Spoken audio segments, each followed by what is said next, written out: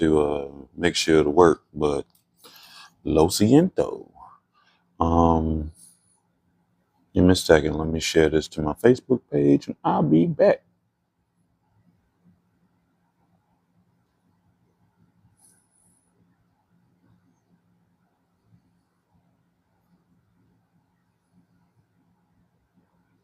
Man,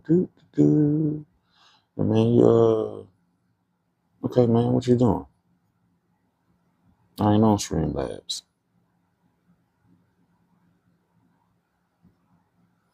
All right, so it says I'm live. Good. Let's see what I can do.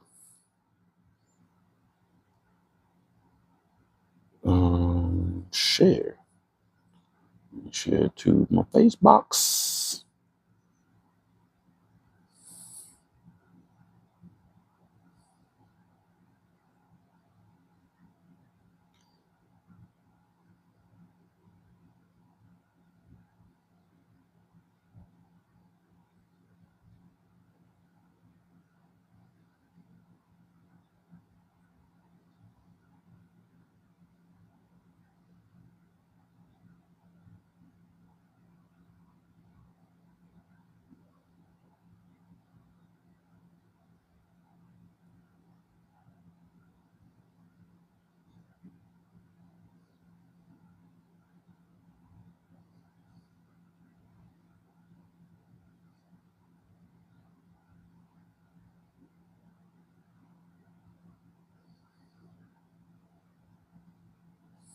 Let me go back to where I belong.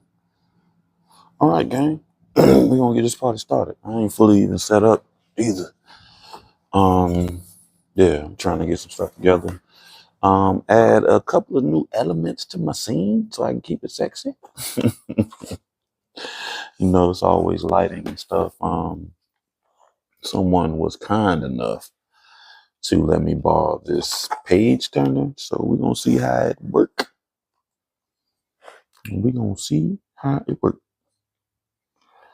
Yeah. Excuse me. I'll be having all types of issues with turning my pages.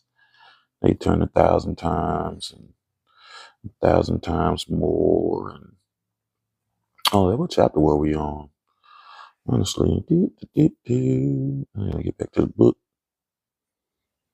Everything. Hopefully it opens up. We were on chapter 10, chapter 8.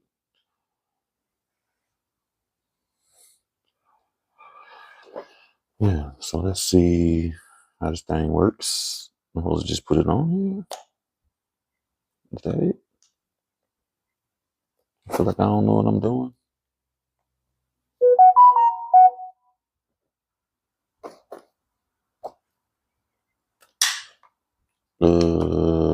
Yeah. So if y'all can see me, you know. I don't know what I'm doing. So technically, maybe if I do it this way. What? How come this way I'll be on chapter 9?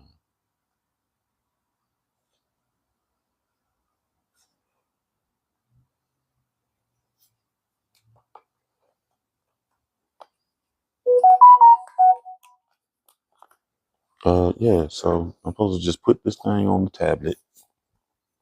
And I should be able to use this button.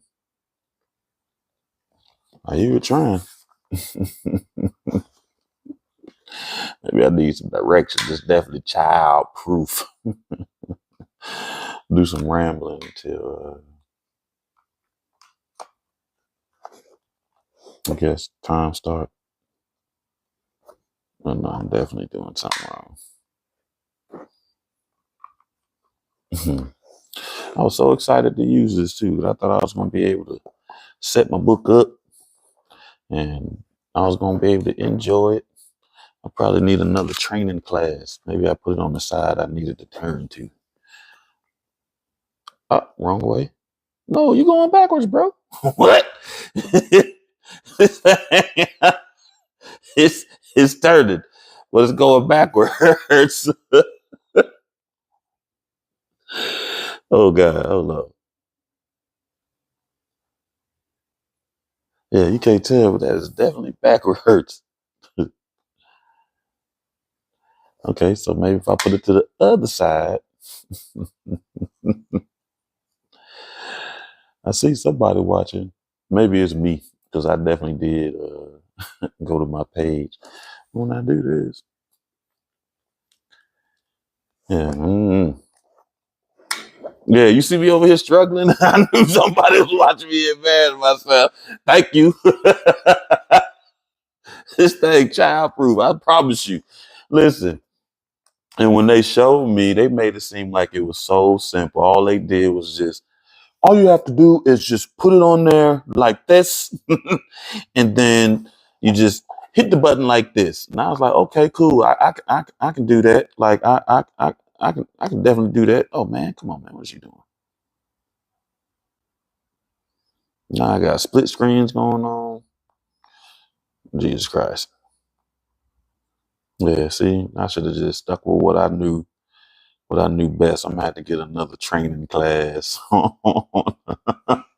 how to turn the pages. I was so excited. I promise I was.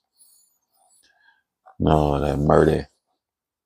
Either way, we're gonna make it a good night. I'll be forgetting this mic. Yeah, and they got two buttons on it, right? So it make you feel like you're supposed to be able to turn it either directions with the button. So it's a big button right here. I don't know if it's hard to see my lighting bad over here. Then it's a little button right there, right? So it make it seem like if I press the little button, it's gonna go one way. And if I press the big button, it's gonna go another way. Nah, it ain't even spinning at all. It's like what it do that. Somebody told me wrong. And listen, let me tell you something. We're not gonna spend all night on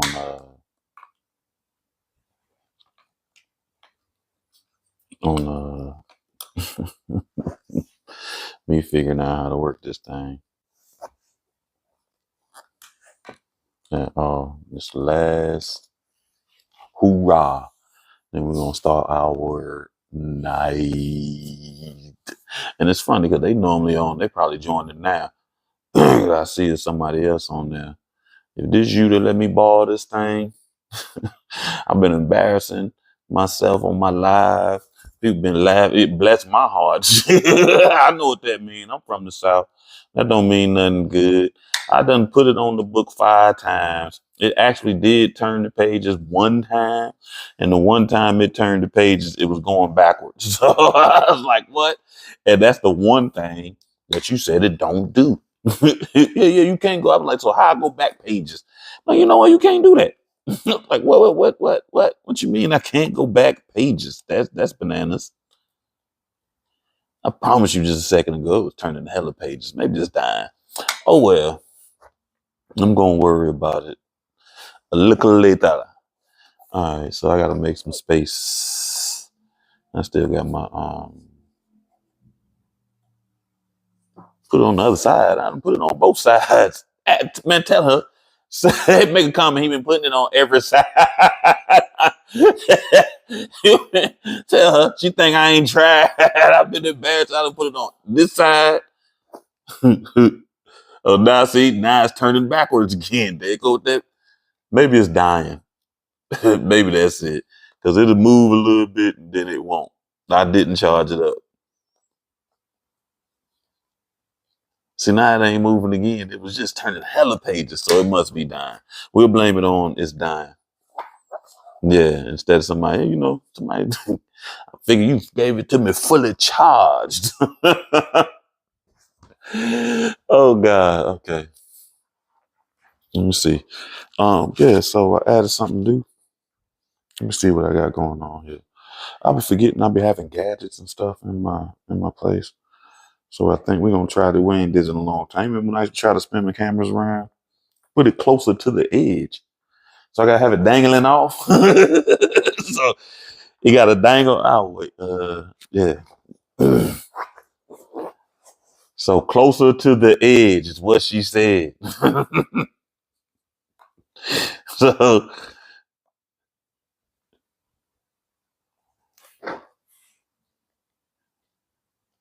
Yeah, this thing don't like me. It say edge, dog. You tripping. I gotta put it all the way on, and then I can see the pages try to turn. Yeah. Not what? Charging. What? I don't know. I can't see that. Maybe I need to move the comments too. I told you, man, listen, I set up this little, so you can set up your scenes and all that stuff. As a matter of fact, my scene supposed to be glowing and, you know what I mean? I did some work for the 2024. So, but it ain't doing none of that. But I'll work on it later. Yeah, I can't even get this app to multi-stream anymore. So, lo siento. So I be having, well, oil diffusers. I like them electric oil diffusers. And I've had a bunch of them, really. And I just hadn't been using them. I probably had a bad purpose for them in the first place anyway. I was using them to hide random smells coming from my apartment. So I definitely don't need everybody to know. But so I got me a little coconut oil and boom, we in business. That's my sexy new light. Oh, I walked all the way over there to cut the lights off. Man, I know it be looking like at the beginning I don't have my life together. But I do. Burly. Burly.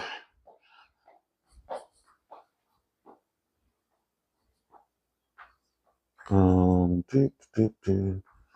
I got my heated blanket out this time. Still. Definitely, I thought I was gonna be able to have a new setup. I was gonna set the book down there. It was about to be amazing. I was about to make it amazing. Okay, let's see how we're cracking here. I'm not looking visible for a second, but y'all know the routines. Y'all know you can't never. Okay, there we go. Maybe. Is that better? What you think? Okay, here we go. Can that see? No, that's too high. I gotta bring that down some. Down some.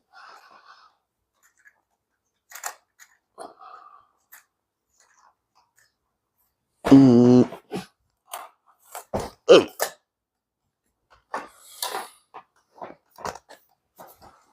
All right. Steve, I gotta get me another light. Somehow. Some way. It ain't doing like I needed to do most of the time. Whoop, whoop, whoop, whoop, whoop. Me and my sound effects, man. You know, I'm an aggravating kid. I was, at least. Dun, dun, dun, dun, dun, dun. Dun, dun, dun, dun, dun, dun. Is that better? Nah, you ain't give me no whole tutorial, you hater. You just put it on there and said, all you gotta do is put it on there like this. Trust me, I just told everybody. They heard my whole story that you showed me what to do. I ain't lie. I ain't lie. You know, I'm on that Mac Miller 2009. I ain't gotta lie no more. So, yeah. So you just put it on there and was like, and this how you do it. You put it on there like this, and you press the button. You ain't tell me you had to put it on the surface, on the right side, anything. I'm like, okay, cool. And we moved on. Man, don't come on here and be a long-term hater. How you hating from the back seat? Oh, I don't want my little light in there. Did all that work to go find that little thing. Oh, thank you. I did a little extra light right there. Add a little, it's funny. I was watching this, as a matter of fact, it's this dude on TikTok. And he is one of the reasons. Well, he ain't one of the reasons, but he definitely gave me some motivation to start doing this. He was talking about his story, how he became a content creator and he was going through work issues and how he had to be out for some health issues, was on short-term disability and all this, and how he was a great employee, but he hated his job. So he had 3 months to try to do something. And he said he just posted all the time, all the time. And then it was time for him to go back to his job. They fired him. You know what I mean? And so he gave me motivation, like, yo, you can do this shit. And you don't really have to wait till something tragic happens or wild stuff like that now. For me, it was a sense I hated my job. So when I ain't had that job, I was happy. And I remember I told y'all that before, and I had no intentions on even going back to children and families. But anyway, long story short, that's a Tuesday night conversation. Thursday we just read. But one thing to do, all that to say, dude, I was watching him the other day, and he just had people calling up to ask him questions or hitting him up asking him questions. And one thing he was saying about content creating, dude was like, somebody was like, how he get better? He's like, consistency. He said, listen, you say you want your show to get better, keep posting. Because over time, it'll get better. And y'all know that's a fact, because these first shows, okay, we ain't gonna talk about it. As a matter of fact, I thought about I should have did a year in review, but we really ain't have a year's worth of content. But I think I'm definitely I might work on editing that this weekend so we can see how far these shows have come. Like remember Tuesday night, Thursday night, the sound was terrible up until I got this lapel mic, you know what I mean? So we were dealing with sound issues, and every so often they get a little bit better. But it's partly because consistent. We probably on probably like 15 episodes now. Like 15 episodes, right? And I started in September, just wilding and doing stuff. So, but thank you. I got some more ideas. I got some more artwork, bunch of stuff. See, you be bringing up Tuesday night conversations.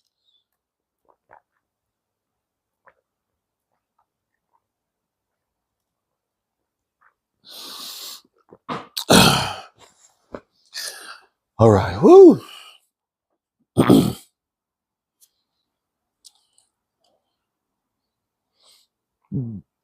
All right, make sure. Got it. So, chapter 8.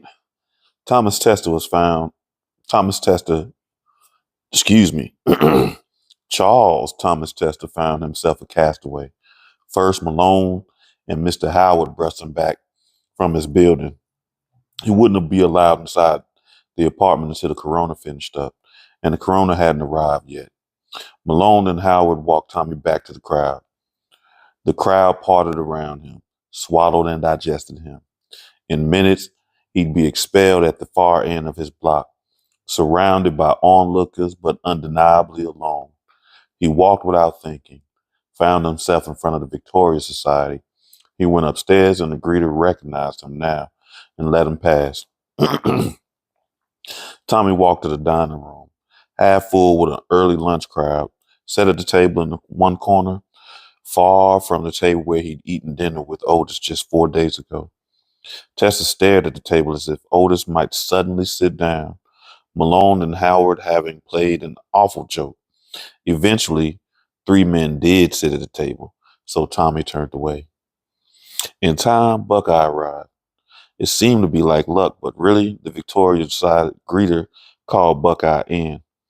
A greeter being only as good as his memory, he remembered the name of Tester used for entry.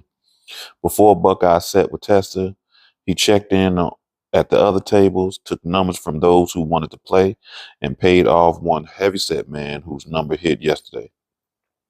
Then Buckeye sat and bought both of them some lunch, this time cooked by a woman from South Carolina, a plate of gullah rice, fish head stew, and hush puppies. Buckeye ate, but Tommy couldn't look down at his plate. Buckeye hadn't heard yet about what happened to Otis, and Tommy had no desire to speak of it. Still, the news of the horror of it felt as if it wanted to leap out of his throat, an unclean spirit wanting to make itself known. To prevent himself from talking about his father's murder, he spoke of Robert Saddam instead. Even the wildest details seemed less fantastic than the idea that right then, only 7 blocks away, his father's body lay in their apartment, shot through until dead. Though Tommy told Buckeye everything, he kept returning to 3 words in particular: the sleeping king, the sleeping king, the sleeping king. All right, let me see. Okay, cool. Yeah, I'm gonna figure out something else because I can't even see that guy. Yeah, I'm gonna have to figure out something else. 'Cause I want to be able to see the comments, and when I'm reading, we're gonna work on something. I don't know what though. Ooh, excuse me. Finally, he put his food into his mouth, not because he felt hungry, but because he couldn't think of any other way to shut himself up. He must sound mad. By this point, Buckeye had stopped eating. He watched his boyhood friend quietly, narrowed his eyes. When I worked on the canal, Buckeye said, you remember I told you I was there for a year. When I worked on that canal, we had boys from all over the world. All of us brought our stories with us. You know how people do. And no matter how hard you work, men will always make time to tell their stories. I know that's right. We love telling stories. That's one benefit of men, storytelling. And we do definitely love to tell stories. Well, we had some boys from as far as Fiji and Ratangi and Tahiti too. I couldn't understand them boys from Tahiti. They spoke that French. But them Fiji boys, 2 brothers, I swear, they said what you've been saying, the sleeping king. Yeah, them Fiji boys said it more than once, but they had another name for him too. I can't remember just now. Couldn't hardly pronounce it if I tried. The sleeping king is dead but dreaming. That's what they said. Now, what in the hell does that mean? Those weren't my favorite stories. I kept my distance from those boys. You're not planning to fly out to Fiji, are you? Buckeye laughed, but it was forced. How could his friend from Harlem come up with the same story as 2 brothers from Fiji, especially when they both died during the construction of the Panama Canal? How could such things be? Tommy, if he'd been listening, might have laughed along, but he stood, took his guitar, and ran out the dining room. Just like that. His case slapped the food off 2 different tables, and the men cursed Tommy's back as he fled the Victoria Society. Tommy made toward the elevated train that would take him from Harlem to Flatbush. Hours ago, he considered never returning to Robert Saddam's mansion. But now, where else could he go? The party wouldn't start for 8 more hours, so Tester paid his train fare and waited on the station platform. Fiji must be damn far from Harlem. He knew it was an island in some distant sea. Buckeye's story served as some last corroboration. The sleeping king was real, dead but dreaming. He took out his guitar because he needed something to do to distract his mind. He practiced the tune his father taught him 4 days ago. 4 days ago, his father had been alive to teach him the song, the one Irene taught Otis, and Otis passed on to him. Conjure music, Otis called it. As he began, he felt his father and mother were much closer to him, right there with him, as real as the chords on his guitar. For the first time in Tommy's life, he didn't play for money, didn't play so he could hustle. This was the first time in his life he ever played well. Don't you mind people grinning in your face, Tommy sang. Don't you mind people grinning in your face? Few on the platform gave him their attention. Another guitar man in Harlem being as unremarkable as the arc lights along sidewalks. I said, bear in mind, a true friend is hard to find. Don't you mind people grinning in your face? Until the end of the workday, Tommy played on the platform. His fingers never tired. His voice never gave out. Early evening, he boarded the train to Flatbush. Either he was, either he was humming to himself the whole way, or the air itself hummed around him.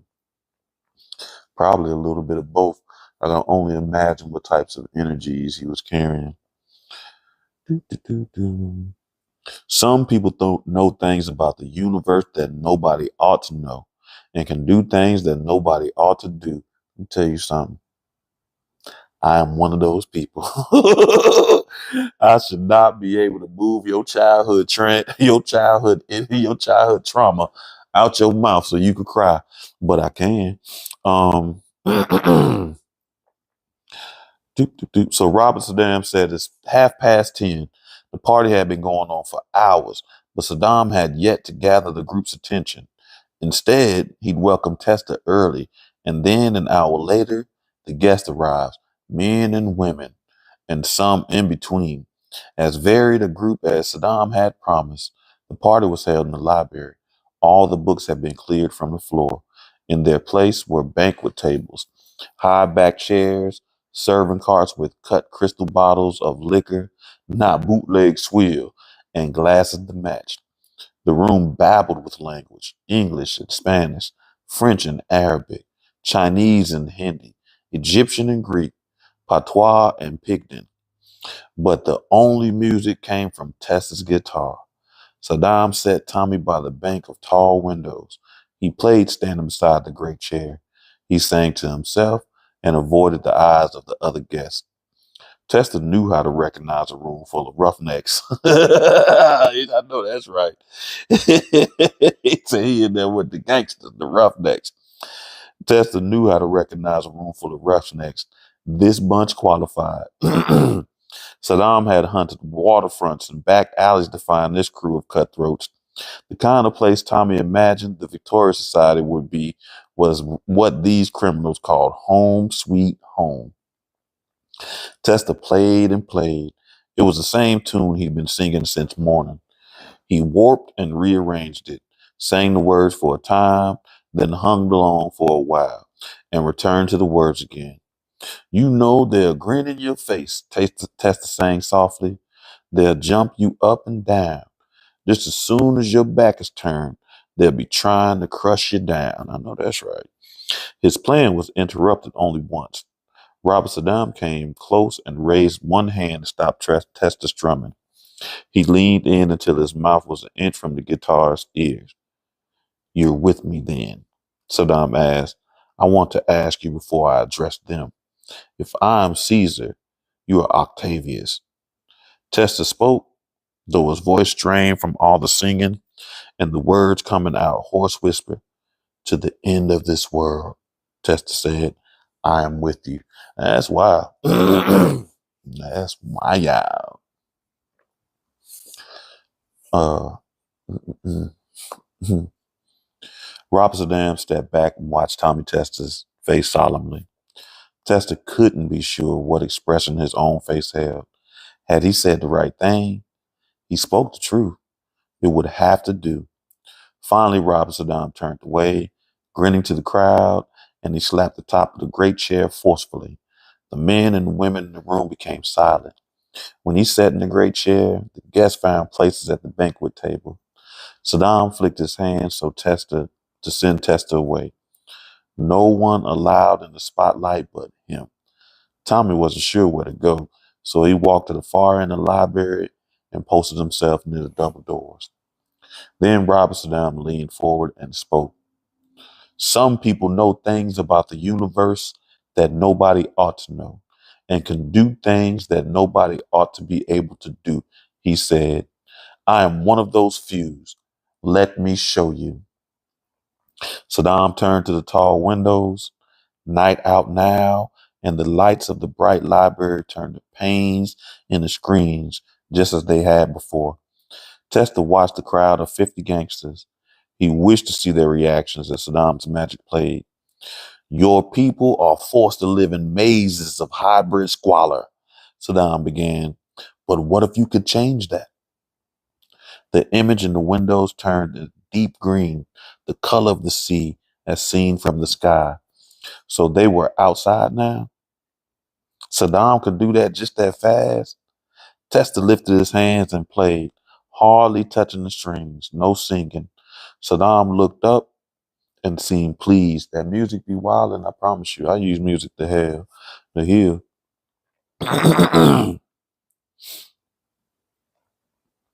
Saddam looked up and seemed pleased. He played the conjure music quietly. The crowd of rowdies never looked away from the windows, but the music and Saddam's words worked together, an even stronger spell. You find out. All the old man said 3 nights ago was repeated. The sleeping king, the end of the current order, is civilization of subjugation, the end of man and all his follies, extermination by indifference. When the sleeping king awakes, he will reward us with dominion of this world. We will live in the shadow of his greatness, of his grace. Excuse me. And all your enemies will be crushed to dust. He will reward us. The old man repeated, shouting now, and your enemies will be crushed. I know that's right. They shouted back. They clapped each other on the shoulders, founding fathers of a new nation, or even better, a world now theirs to administer and control. I will guide you in this new world, Saddam called, standing and raising his hands. And in me, you will finally find a righteous ruler. They stamped and knocked over the chairs. They toasted Robert Saddam's reign. But Tommy Tester couldn't celebrate such a thing. Maybe yesterday the promise of a reward in this new world could have tempted Tommy, but today such things seemed worthless. Destroy it all, then hand what was left over to Robert Saddam and these gathered goons. What would they do differently? mankind didn't make Mankind didn't make messes. Mankind was the best. Exhaustion washed over Tommy's face and threatened to drown him. Thinking this way caused Tessa to play a series of sour keys. Saddam noticed even if the others didn't. He looked at Tessa sharply, but quickly his expression changed. His annoyance shifted to surprise as he saw Tessa raise the expensive guitar and bring the body down against the floor, shattered. Tessa turned to the library's closed double doors. Saddam shouted, first a command, then a plea. Not yet, he called. Not yet, you ape. The old man ran toward Tester, but the rowdy guest got in his way. Saddam watched as Charles Tester grabbed the two handles and pulled the doors open. Then, to Robert Saddam's horror, Tommy walked through them and shut the library doors behind him. You know what? I forgot the dude's name, but I know he wasn't no rich dude, but the dude who started the Nation of Gods and Earth was definitely a gangster. I know the first people that he got was probably gangsters too. And I always wonder how he got all these people. I mean, you doing the right message, people will listen to you. But anyway, it wasn't in no mansion. I can tell you that for sure. Part 2. Malone. Malone left Harlem quick. He wasn't returning to the Butler Street police station in Brooklyn where he'd been detailed for the last 6 years, but out to Queens with Mr. Howard to return the stolen sheet of paper. Was it actually paper? The private detective had been hired to retrieve.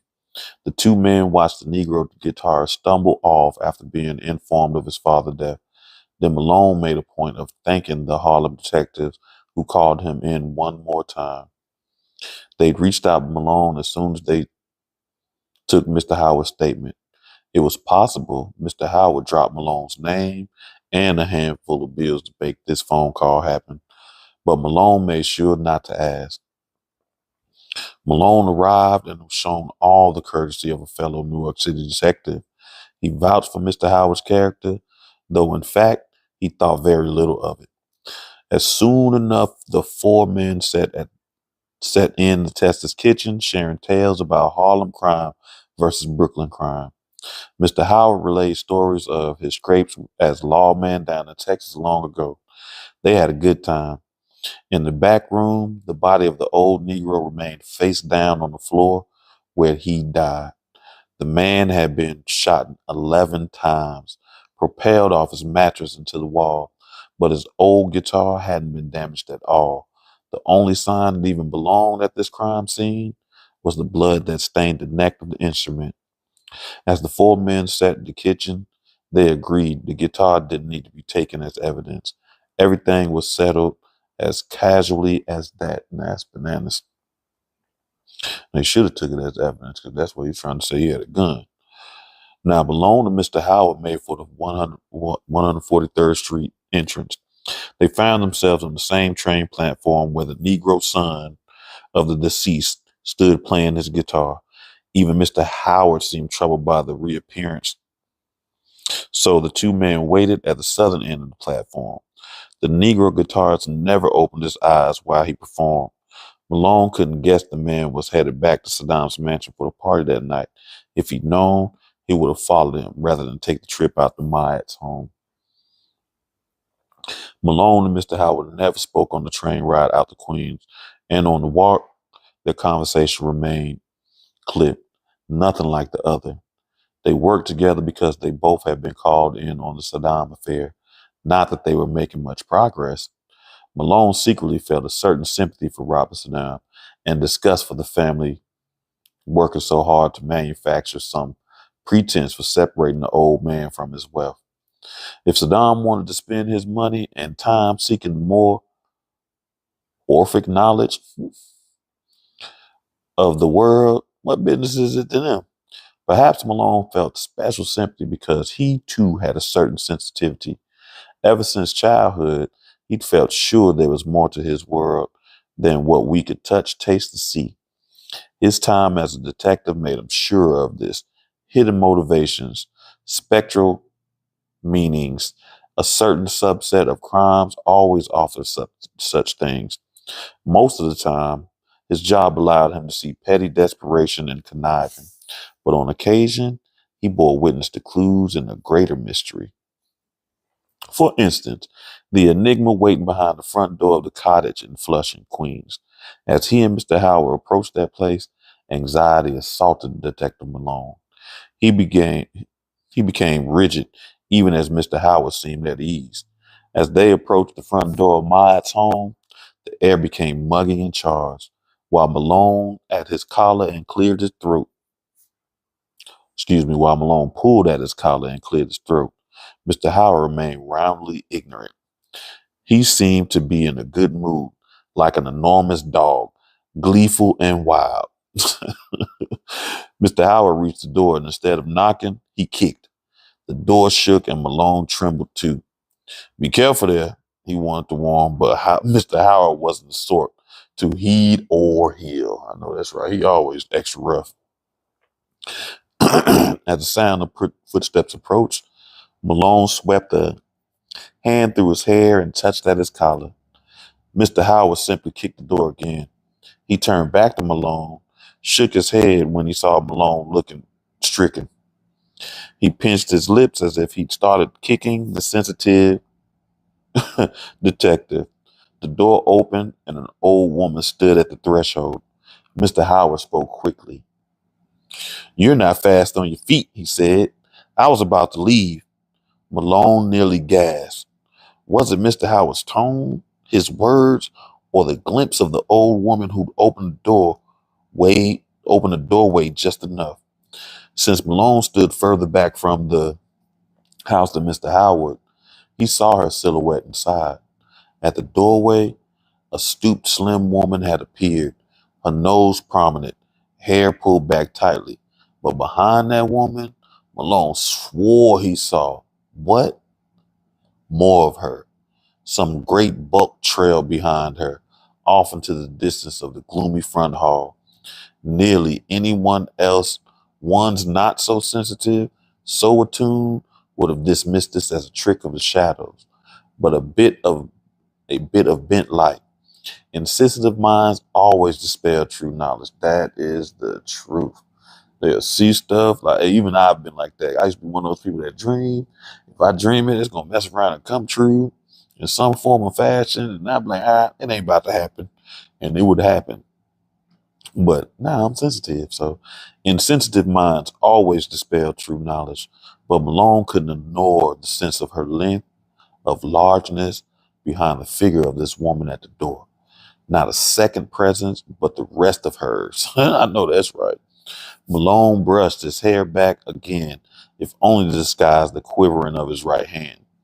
Meanwhile, Mr. Howard talked to the woman in his standard aggravated tone, but as he spoke, the woman looked over Mr. Howard's shoulder. When Malone met her gaze, she grinned. Mr. Howard reached into his coat and revealed the folded sheet of paper. Malone hadn't asked to see the page this entire time, not when they met up in Harlem, not when they waited on the platform, not when the train, nor on the walk here. The words of the Negro guitarist remained with him. Don't you understand why I kept that page from her? Don't you understand what she can do with that book? What did that Negro know? The question made him join Mr. Howard on his trip. Curiosity had cursed him since youth. Curiosity killed the cat. The square of parchment paper came out of Mr. Howard's pocket. As soon as the sunlight touched it, a faint trace of smoke appeared in the air. Malone smelt it before he saw it. A charcoal scent. Maud reached out the house, reached out into the light for it. She had an impossibly thin arm, skin the color of desert sand. She grabbed for the sheet, but Mr. Howard, to Malone's shock, pulled it back. He's aggravating. The United States is a country of commerce, Mr. Howard said. Remember where you are. In the darkness of the house, something enormous rose, then swayed like the tail of a venomous snake. But Maat, the face she showed them, only smiled. She gestured for Mr. Howard to check the mailbox, and there he found an envelope. The private detective looked back at Malone proudly. Malone suddenly expected Maat to grab the big man with the tail. Could it be a tail? And put him inside. But that didn't happen. Instead, Mr. Howard took the envelope from the mailbox and opened the flap to spy the cash. My aunt leaned forward, her head and shoulders leaning past the threshold, her lips parted, gray teeth bared, as if to tear into Mr. Howard's neck. Your name? Said Malone. I know I've heard it before. The woman, startled, looked at him and pulled back into the doorway. She reached out in a motion too quick for either man to track. She slipped the sheet of parchment paper from between Mr. Howard's fingers quick. Mr. Howard turned to her and in one motion grabbed the handle of the revolver he wore on his shoulder. The envelope fell from his hand and the money scattered across the front steps. A breeze carried some of the bills across the house lawn. Mr. Howard scurried after cash. Malone and Maud were alone at the threshold. It's an Egyptian name, isn't it? Malone said. From what I understood, the woman with that name lived in Far Connaught. Oh, she said. And how much do you think you truly understand? Not enough, Malone admitted. The old woman nodded as if pleased by his answer. The difference in it. What is that book? He asked so quietly he couldn't be sure he spoke aloud. The Supreme Alphabet, Maud said. Now you have every page, Malone said. Come inside my home, Maud cooed. I'll show you all the things I can spell with a little spilled blood. I don't know that's right. I'm good on that. Malone shuffled back to the sidewalk. He never turned away from Maud. He never blinked. She laughed once and slammed the door. He found Mr. Howard on his knees in the grass counting his money. Malone ran off, actually sprinted, back to Brooklyn, back to his precinct. Mr. Howard shouted something, but Malone didn't listen, couldn't hear over the sound of his own panicked breath. Malone never expected he'd return to Maud's home again, but he was wrong. He'd be back one more time, but by then it would be too late. Where we at now? Chapter 11? We're going through this thing. Let me see. All right, we're doing good. Chapter 11. Hold on.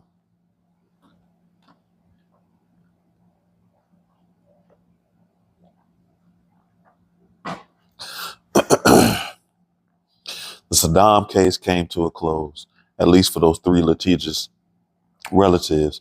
A court date was set, and Saddam appeared before the judge, acting in his own legal counsel. Let me tell you something: the 5%ers will always like to be in their own legal counsel. I give them credit; they do study, but I still believe by that saying. What's that? Man who counsels himself as a fool for a lawyer. Right. Exactly. So I ain't counseling myself. Even lawyers get lawyers. The lawyers of the extended family argued that Saddam had become erratic and senile, but Saddam explained he become engrossed in his education, the learning of a man disdained in his 20s but yearns for in his 60s. There's no better student than one who's reached retirement age. The judge, a man in his 60s, found this suggestion flattering and true. As secondary proof of Saddam's decline, the family's lawyers brought affidavits from 10 of his neighbors in Flatbush, proclaiming the odd hours and odder characters coming in and out of Saddam's mansion. One night, it was attested he'd entertained a swarthy army in his home, but Saddam explained this way as well. His learning had been in the fields of religion and myth, and New York offered the rare bounty of citizens from 50 different nations, 100 backward tribes, many recent arrivals to the United States. Who better to interview about the beliefs of their people? He wasn't a madman, but an amateur anthropologist. No, excuse me.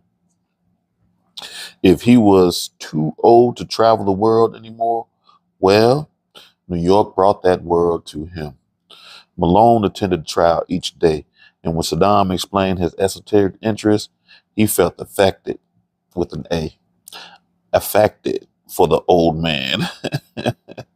The entire courtroom, Malone felt sure only Saddam contained a soul as sensitive as his own, as aware of the greater mysteries. Child, there's some shit going on. In the end, the judge admitted Saddam's actions, and his company might give any member of discreet society pause, but that hardly constituted a reason to have the man committed to a hospital or stripped of his means. Saddam won out that day, sent his families and their lawyers slinking. Mr. Howard had been in the courtroom to offer testimony, but once the case was decided, the family no longer needed him. He made plans to return to Texas.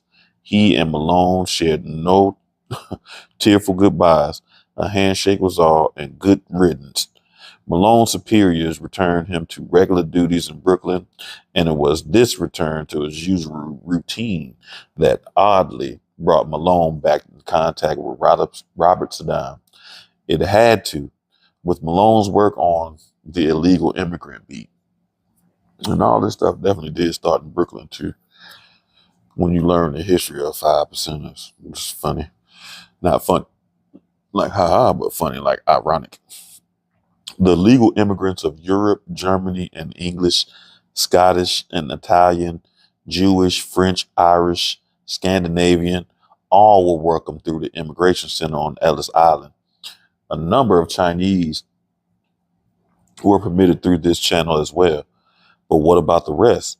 Malone's beat in Brooklyn brought him through neighborhoods thick with Syrians and Persians, Africans too. How did they arrive in Brooklyn in such hordes? There were other less famous parts for such immigrants, of course, but there was also a third channel, the illegal routes known only to human smugglers. Malone was concerned with this third path. It was his job, in fact. His superiors had him on the illegal immigrant beat before Saddam's case and returned him to it afterwards. Of the police working at the Butler Street station, perhaps of all the cops in New York City, Malone might have been the sole one who didn't loathe that role. The Negro, Charles Thomas Tester, had been right when he spied Malone's notebook, all those symbols and sigils, and counted them as a seeker of secrets. What better place to unearth them than the foreign field warrens of Red Hook? Man, listen, Spike Lee has a movie called Red Hook. It is the wildest movie ever. Yeah, dude come and open a church in Red Hook, Brooklyn. So Malone returned to the neighborhood. He missed that place. He doubted there was another white man on earth who would ever think the same. Robert Saddam, perhaps.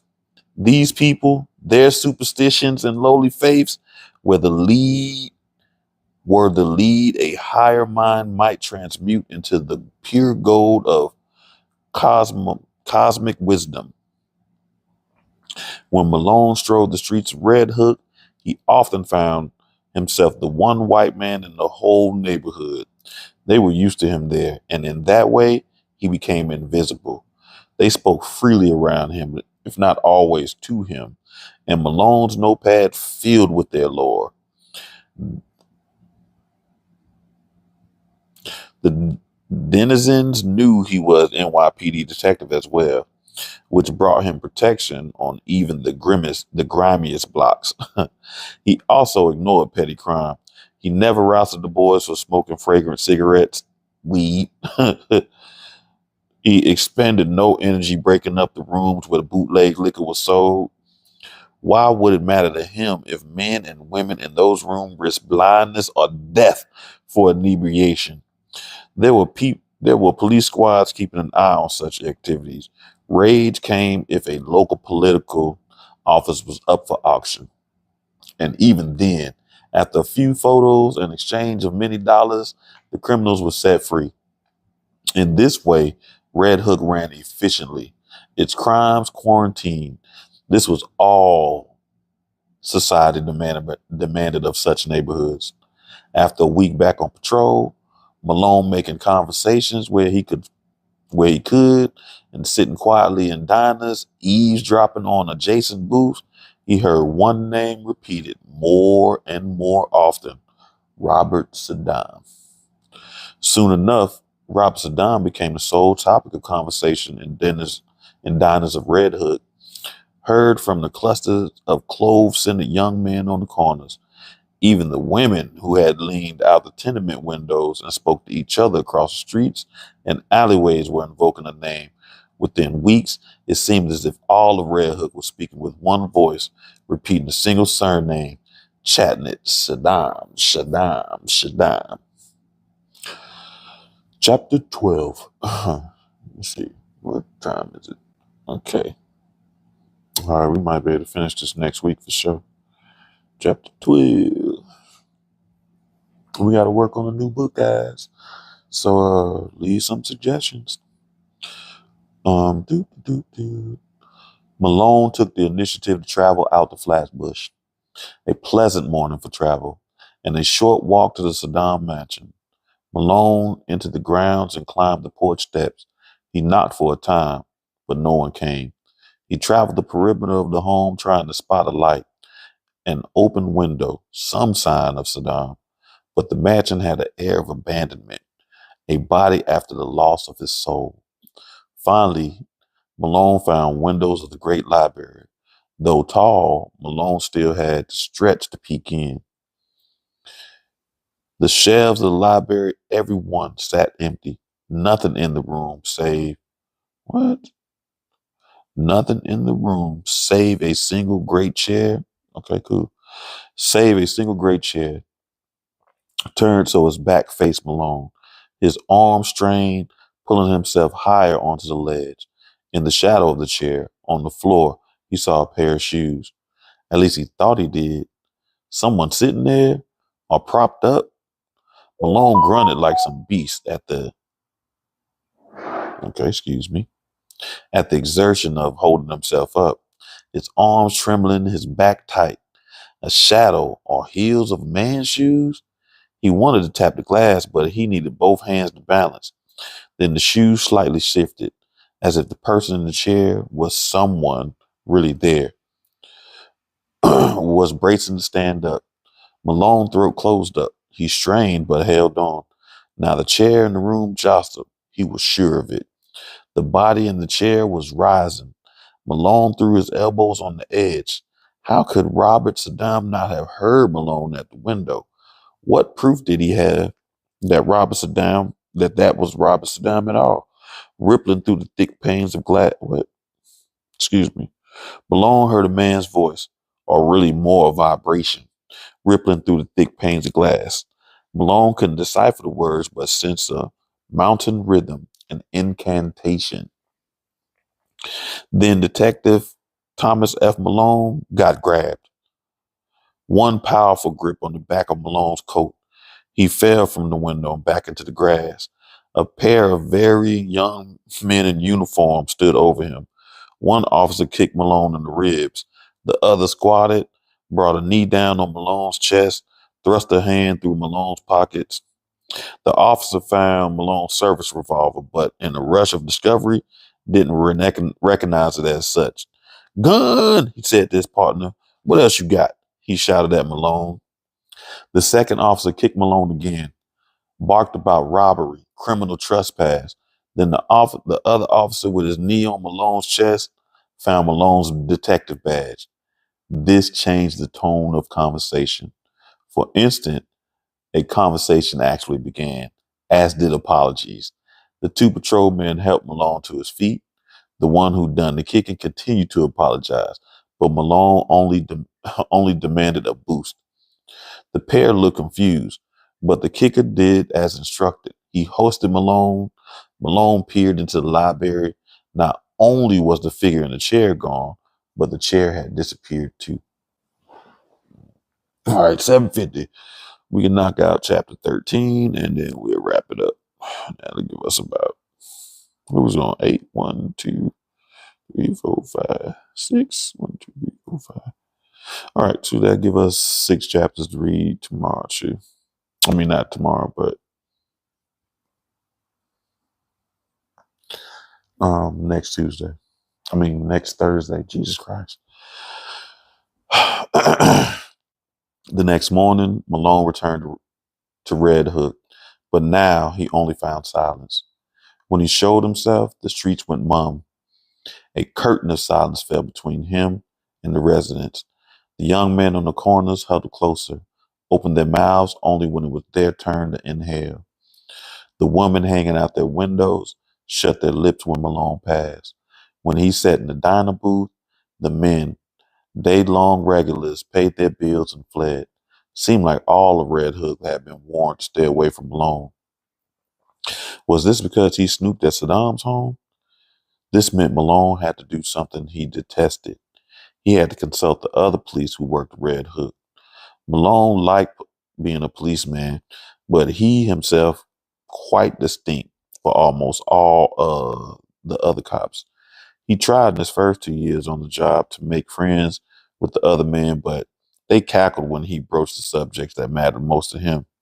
Some even tried to have him thrown off the force. Poets should be dreamers. Cops should be rough. That kind of thinking. And so Malone had retreated into himself, a kind of shut-in existence, even as he attended roll calls, meetings, and occasionally shared information with other officers for a case. But after the denizens of Red Hook so clearly turned on him, Malone made his way back to Butler Street Station. He found the officers on foot patrol. He had every expectation they'd make him suffer humiliations before sharing any Red Hook news. But, in fact, the pair he found at the station, starting a shift, they had been looking for him. They looked scared as they spoke with Malone. Robert Saddam had taken over 3 tenement buildings on Parker Place, one of the blocks facing the squalid seafront. He had bought the buildings, Malone asked, and even if so, how could he take ownership so quickly? The patrolman had no answers, only more startling news to share. In a single night, every tenant fled these 3 buildings, fled or was put out. In their place arrived Robert Saddam and enough books to fill 4 libraries. An army came too, perhaps 50 of the worst Red Hook ever knew. All of this moving done without a single truck on the street. Overnight, Every window of each building had been blocked with heavy curtains. The property had been overtaken by local demigods of crime and debauchery. Something worse than a patrolman ever experienced brewed at those premises, all in the service of Mr. Robert Saddam. Last, they added a word of second in command, Robert Saddam Sergeant, a Negro heretofore, unknown in the crime logs of Brooklyn. He acted as Saddam's mouthpiece, giving orders when the old man wasn't around. Black Tom is what they call him. One of the patrolmen said, everywhere he goes, he carries a bloodstained guitar. Malone didn't realize he'd fainted until the patrolman were helping him up. Yeah, you know who that Negro with that bloodstained guitar is. Oh God. Listen, this is funny because this really is the wait a minute, we're on chapter 14. Yeah, this really is the story of how the 5% got started, but artists, they sensitive about their stuff, so it's definitely some razzle dazzle into all of this. They making him look more mystic. And that man wasn't that mystic. All right. So, I hope you enjoyed. I did. It's been a good week, period. Tuesday night show was good. Tonight, tonight was pretty good. I don't know what we're going to read next. I'll probably just make a poll. I'll make a post and ask for some suggestions. I do have something in mind. One of my favorite books. I always be reading my favorite books too. But makes me want to holler. But I don't know. I already have it saved and downloaded and all that. But I don't know. I think people's suggestions are good too, because I actually do like this book, Ballad of Black Tom. It's a little cheesy, but I, it resonates with me because I know some of the lessons and stuff that they talk about. I know some of the areas. I actually lived in Brooklyn for a while, so I don't just know about Red Hook from Spike Lee's movie, but Spike Lee's movie is crazy. So yeah, be prepared. And it's a good movie. It's a good movie, but it takes a turn that you can kind of expect because it's dealing with a church. So you got to think of church problems, and this church winds up having a church problem. But yeah, it caught me off guard. But anyway, I thank you for your patience. I hope you enjoyed again. My two fans. I appreciate y'all always. And I'll see y'all next week. Thanks again. Peace.